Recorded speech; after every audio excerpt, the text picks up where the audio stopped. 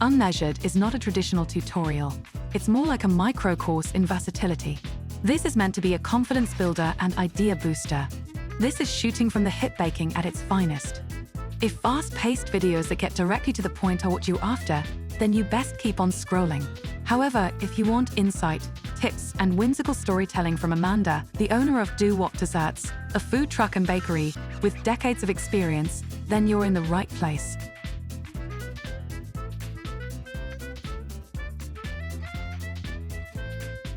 Okay, so about 10 minutes ago, I was talking with my son and we were discussing his tests for tomorrow. And I know he's got a math test tomorrow. And last math test he took did not turn out too well.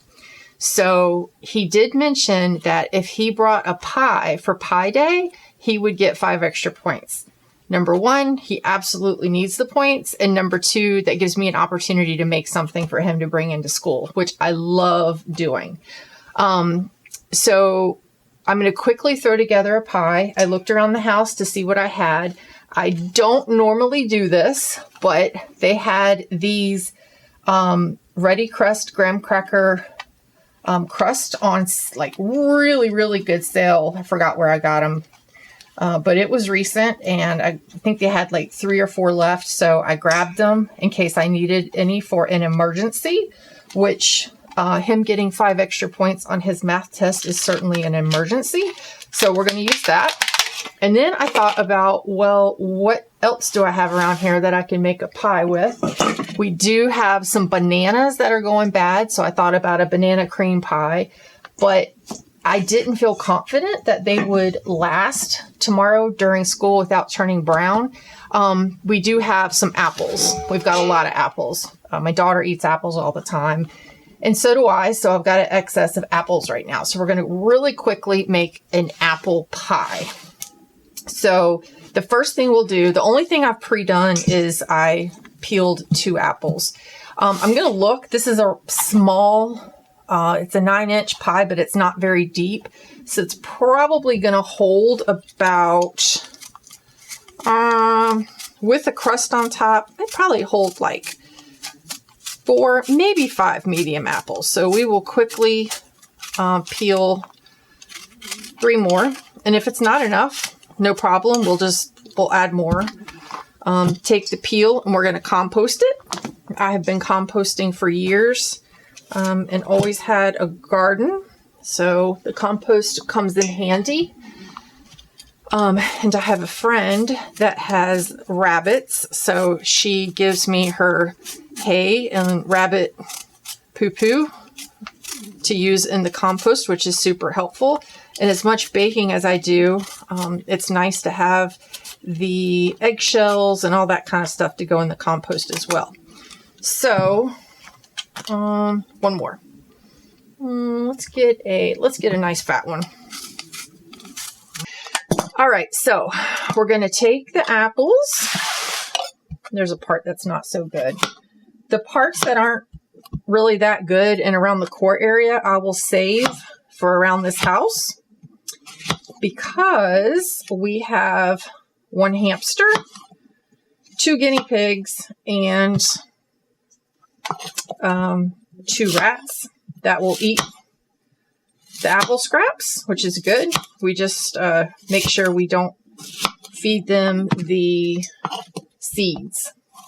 All right, so we'll get these quickly sliced up. And with apple pie, I don't like the big fancy slices. I know sometimes people make the slices and they put them like a fan around the bottom of the pie. I find those to be too big to eat. I'd rather have smaller chunks.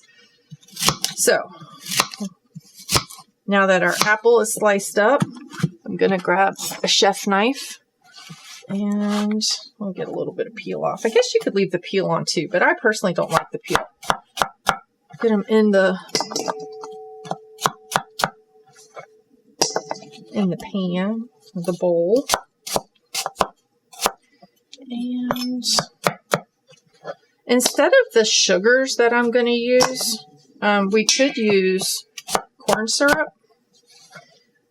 But I have corn syrup, but I'm going to be using that for candy apples tomorrow. So I'm going to be using brown sugar and white sugar.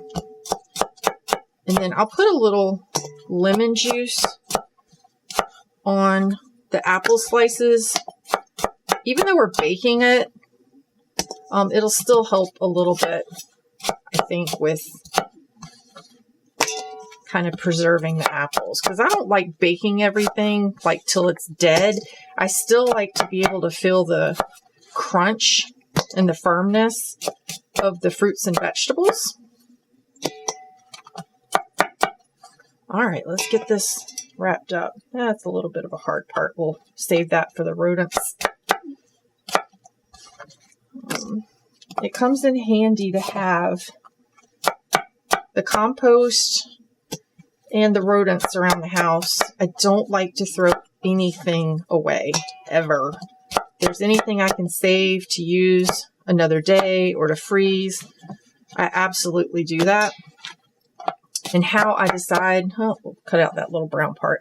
How I decide what we're gonna eat for dinners and what I'm gonna bake generally comes from what we have in the house, or I'll go to the store and see what's on sale or what looks good. Let's see. Today I went to BJ's. What did I get? Well, they had apples, which is why I have an excess of apples now, because we already had apples at home, but their apples looked really good. And I do have a few apple trees planted, but they're not producing yet because I just planted them like last year. And in my last house, I planted apple trees and they grow really, really fast out there. And I was so happy because I got so many apples off the tree for a couple years before we moved. And I really, really, really miss those apple trees. With apple trees, I did not know this before planting them, but you have to have apples of 2 varieties so they pollinate each other. They are not self-pollinating and they need at least 2 different varieties. So of my 6 that I have out there now, I think I have like 3 varieties. This is how I roll. Instead of lemon juice, the first thing I grabbed, I had some lime juice. We'll just throw a splash of that in. And then we will put some sugar in. Let's see, we'll put some, I would normally pour this in my hand and kind of just determine, but we'll put, I don't know, about a half a cup. There's a big chunk, so we'll get that down. Sometimes if you get sugar and it's hard, it helps to run it through, well, squeeze it with your hands, or if it's really hard, run it through the blender. So we'll do that, and we'll do some brown sugar to give it like a deeper taste. That looks about good. And then as far as spices go, we'll do a little nutmeg. Again, I'm trying to get in the habit of not just dumping it in the bowl, because inevitably a bunch will come out and it'll be hard to get out of the bowl. So dump it in a little container first, and some cinnamon.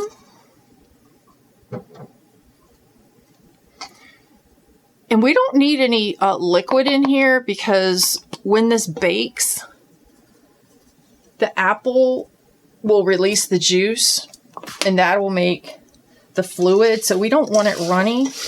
And especially because I've never made it in a graham cracker crust before. I normally make pastry crust by hand, but it is now 7:16 at night. Again, I just found out about this pie. I don't know how long he's known about it. And I haven't fixed dinner for the family yet. So, you know, we're crunched for time. Let me see. Is there anything else that probably should go in here? I would pre-bake the crust, but the crust is already baked. So we'll pour this in and hope it's the right amount. Maybe a little too much, but when the juice comes out, it will shrink. So that looks about good. I am a big believer in not using a lot of dishes because I don't like washing dishes. And my husband doesn't really let me wash dishes because he thinks he's like so much better at it than I am. So I try to make less dishes for him because I think he cringes every time he sees me bake. Now, I would normally, when I make the bottom pastry, make an extra pastry and I would roll it along the top and do like a fancy design in it or something. But again, pressed on time. So we're just going to make like a really quick crumb topping. And so actually, let me get some flour. I am going to sprinkle a little flour on this so it'll absorb some of the moisture as it cooks. I'm trying to think if there's any other spice I want to throw on it, but probably not. So we'll do some flour. And we'll cut some cold butter into it. So you'll get some butter, cube it. Actually, probably, well, who knows? Yeah, maybe I'll need this much. Make sure it's hard or you won't be able to get the little cubes you need. Throw that in. And then we'll get a pastry cutter. If you don't have a pastry cutter, you can use a couple forks. These are not expensive, so I think it's worth having them around just to make this job so much easier. See how it's just kind of making the butter into little crumbles? And that's what you want for when it bakes. Could have used a smaller bowl to make it easier than having to kind of pull it around and down. Clean out the pastry cutter. We'll feel it. Maybe put a little more flour in it. And then we could use this, but I am going to throw some oats in there to give it a more of a homey feel. No idea how the oat crust is going to go with the graham cracker crust, but I'm sure it'll be fine. And this isn't like a client, so if the teachers don't like it, they don't like it. Okay, we'll do that. And then have some oats. Kind of just dump a few oats in there. You don't have that much room on a 9-inch pie. That looks good. We'll throw a little brown sugar in there. Hopefully it'll make it a little crunchier.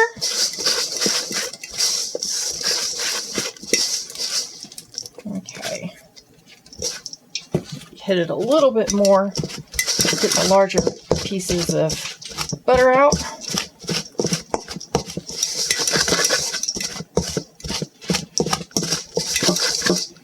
Okay.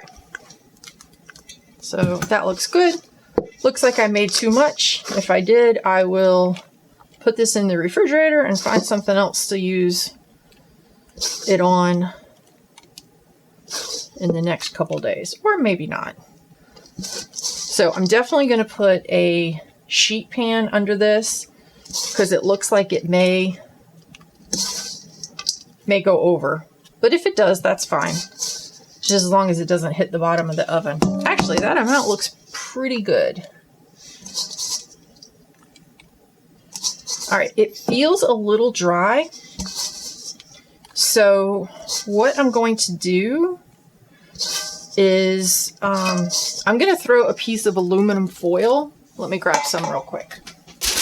This pop-up aluminum foil is like, it's worth spending the extra money on it. Just going to kind of lightly cover it with aluminum foil in the hopes that when it starts to cook and the apples start to release the juice, it won't dry out and it'll kind of go up into the crust to make the crust a little moisture.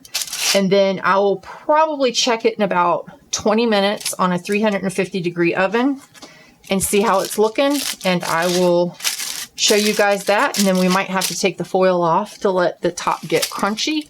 I might even sprinkle it with some more brown sugar or some sanding sugar to give it a crunch, but we will kind of play it by ear and see how it looks. Okay, so we are about 20 minutes in. Just took it out of the oven to check it. Looking good. The top part still looks a little dry, so I'll probably put it back in with the foil on it again.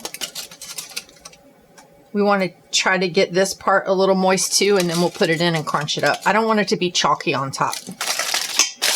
Okay, so the apple pie looks about ready. It smells really good. The apple and liquid part is bubbling and coming up kind of through a little bit. Looks delicious. I love using sanding sugar. It's just coarse sugar. This is the kind I normally get. I can't really. Anyway, so I'm just going to sprinkle some of this on top. I love putting this on like banana bread and muffins and stuff before it cooks. It gives it that kind of crunchy texture on the top. But I'm just going to put this on there now, pop it in for a couple more minutes, and that'll melt and give it just a little nice shell. Okay, done. Smells good, looks good, and if it gets my son 5 extra points on his math test tomorrow, then it was a successful pie. Since I used the pre-bought crust, conveniently came with the little lid to put on it, so I'll be able to push it in, close it up, and send it off with him tomorrow. I will wait till the pie is completely cool, otherwise the lid will trap moisture and make the crust on the top soggy, and it looks like I may have to take a little knife after it cools and kind of dig out the edges a little bit to make room for the lid to go on and then push it over. So, thank you.